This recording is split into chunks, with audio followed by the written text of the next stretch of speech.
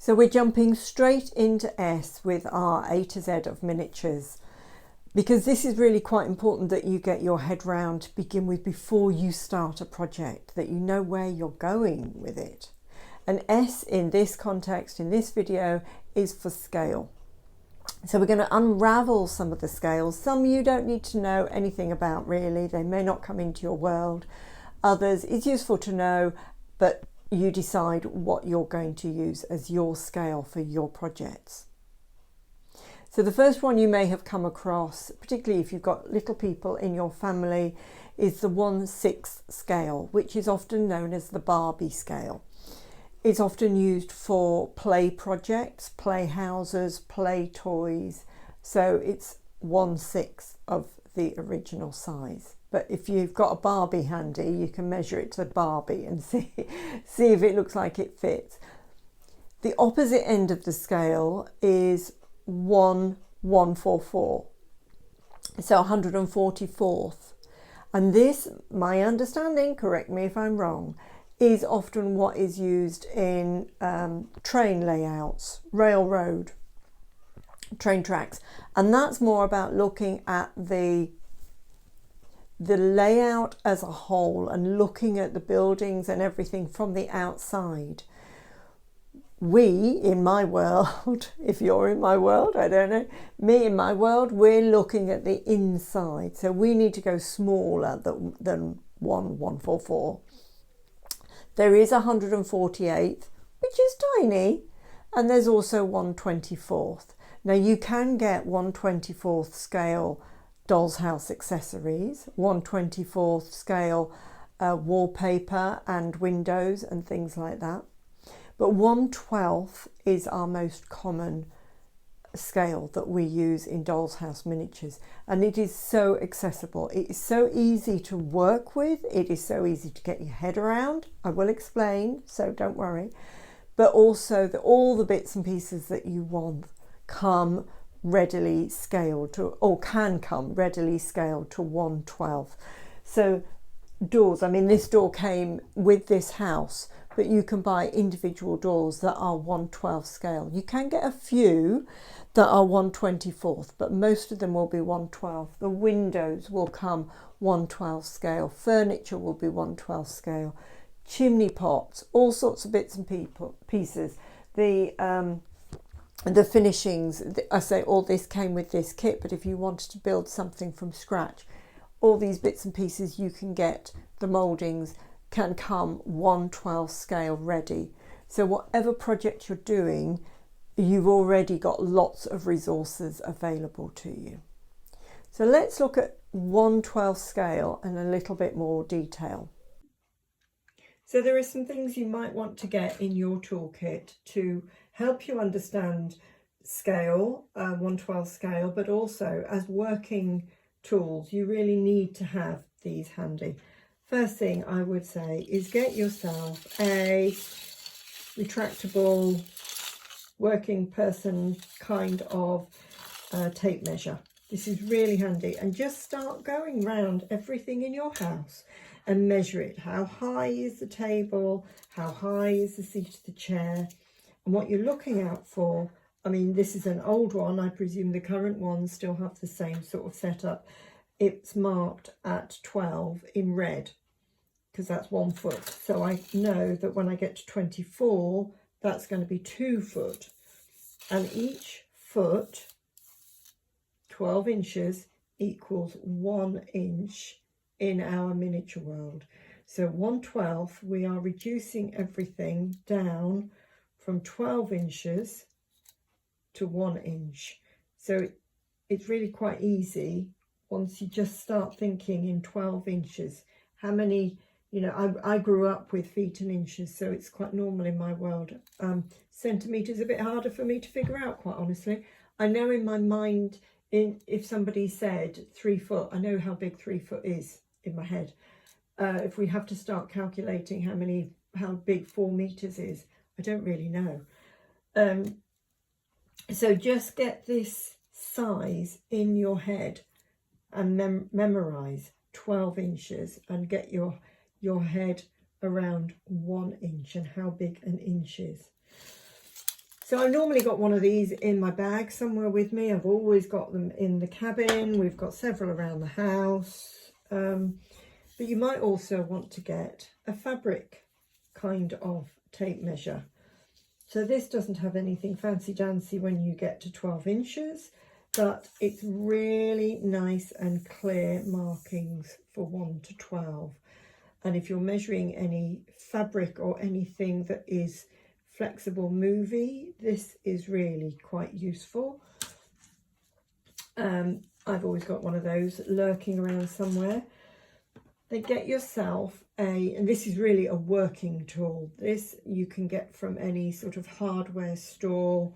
You can get them online. Mine is plain on the other side. But as a steel rule, it has a really good, straight, solid edge.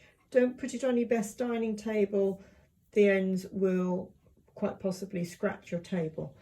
But if you can hear a splashing noise, we've got a pigeon having a go in the bird bath just outside the door. But what you're looking at is 12 inches to 1 inch. But the joy of this sort of ruler is you can put it against a wall. So it starts at the bottom, as it were. Some other rulers will have a bit of an end on. If you say like you had a ruler for schoolwork, it would often have a overhang there. So it's harder to calculate the exact measurement if you're putting it from something or in against something. But this is going to be your cutting edge with your blade, and it obviously very clearly marked out for a working tool.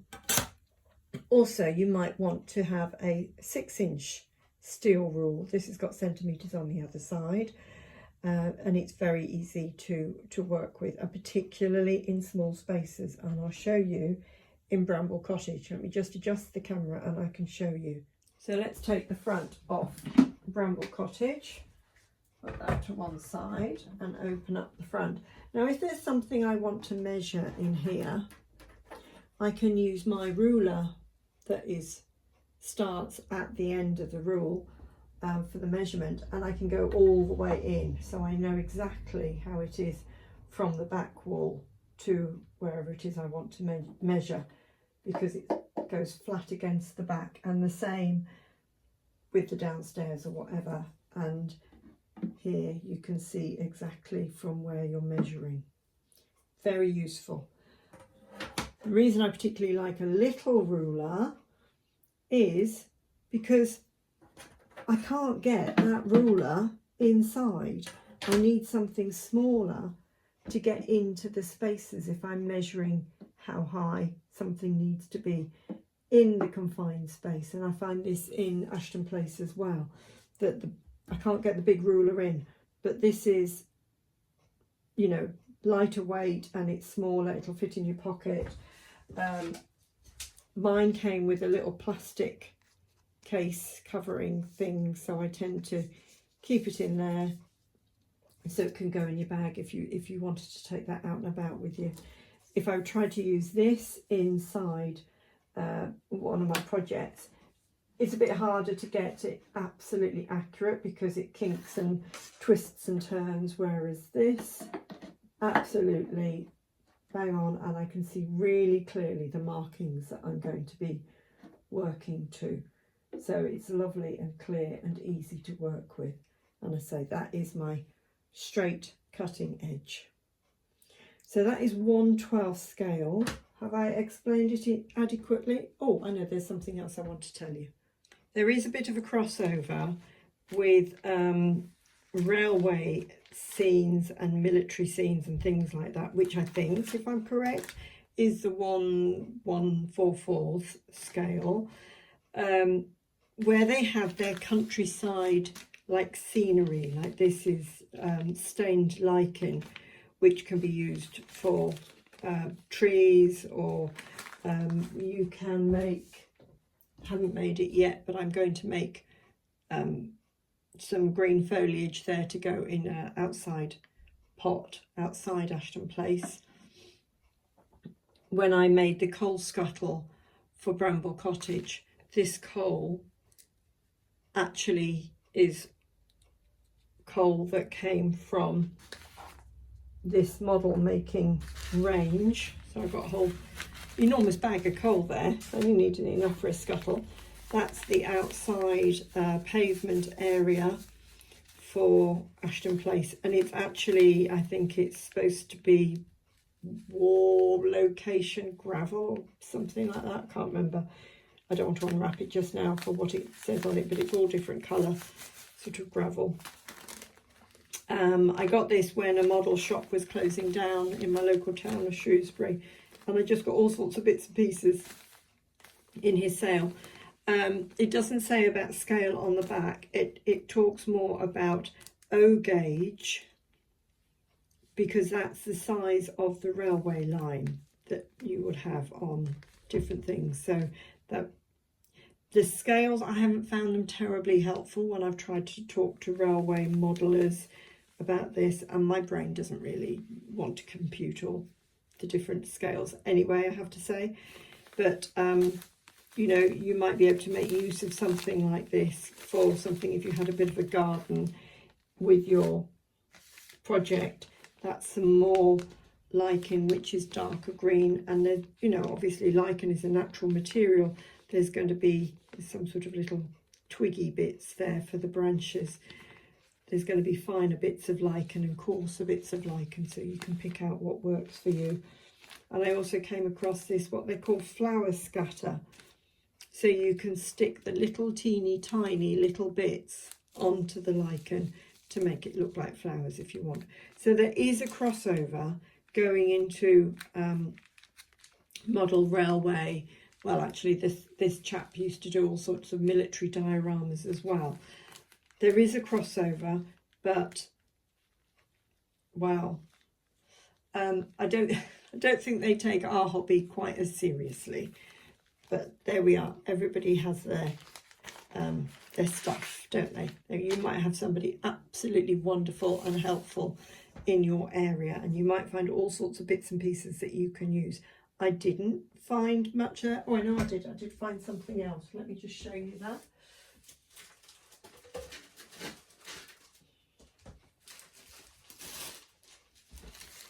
I knew there was something else. I got... Don't know what I'm going to do with these yet, but I got them because they were there. And these are pipe sets. So it's all different sizes of, if you like, tubing. Means nothing to me, but brass tubing. And he was selling off all sorts of loose bits. So I bought the loose bits as well, because I thought, well, you know, it might come in useful for something. And I've no doubt that Paul is going to snaffle these when he's making, he wants to make a sort of a steampunky kind of boilery thing for the basement in Ashton Place. So these will come in useful for that. But obviously, if you were doing something to do with steam engines, then you'd probably be using quite a lot of these. No idea what that is. Sort of a plastic, it's not a tube, it's solid. I don't know what that's supposed to be, but anyway, he was selling them off at very, very cheap prices, trying to relieve himself of all of his stock. So I got those bits as well. It's sort of a bit of a case of excuse me, too much of an opportunity to miss. So scale, I think that's covered scale. Make sure you jump onto the P video. So I hope that helps unravel some of the mystery about scale. And just remember, when you're going to buy something, just check, is it 1/12 scale?